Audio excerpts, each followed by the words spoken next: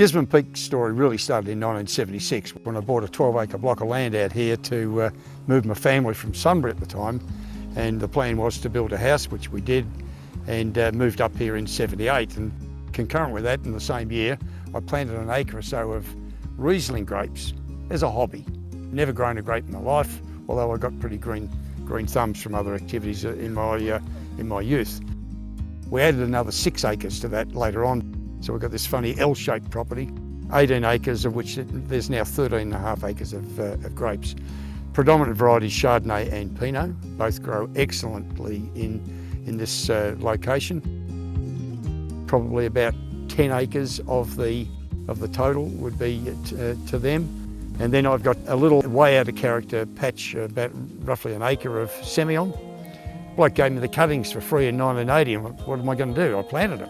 I didn't know that Semillon was supposed to be in bloody Margaret River or the Hunter Valley. But over the years we've learned to nurture it. We're producing a beautiful, unique, I've got to say unique because we're the only idiots doing it this far south and this high up in altitude, the Semillon. It's really quite special. And we've had stunning success with the Riesling. The last couple of years we've scored gold at the Macedon Ranges Wine Show, and it is maturing beautifully too. If you've got the patience to put a bottle away, it does reward you.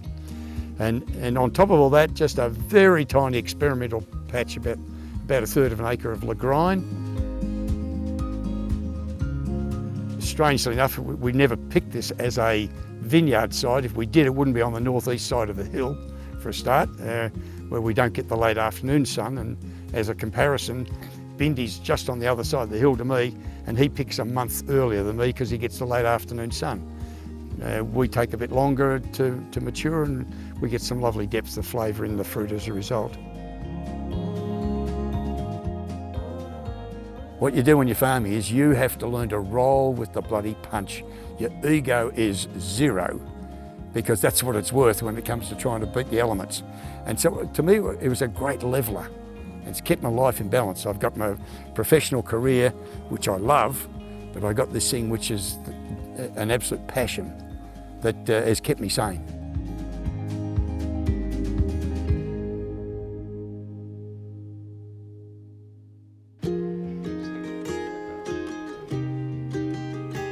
By about 1994 and 95, I had a shed full of wine in apple bins, unlabelled, that we thought, Struth, we better get rid of some of this, you know, the hobby's gone far enough, this is getting serious. And we've got our licence and the like so we could start to sell.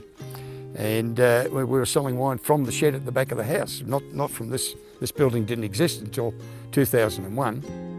And I had always dreamed of having a decent cellar door and retailing, making the line vertical, produce, bottle, sell it full retail if we could. But one day Barb was in the shed at the back of the house doing a wine tasting with some people and making a sale, and this rat ran around the barge board around the shed. Well, that was it. Right, we've got to have a cellar door. So from that moment on, the boss got converted, and we built this building and pursued our line there, and we brought the food element in.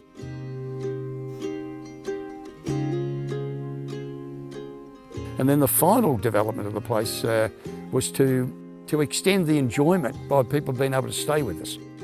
And so we have 4 beautiful little cottages. The patronage to those is quite strong and a really great icing on the cake.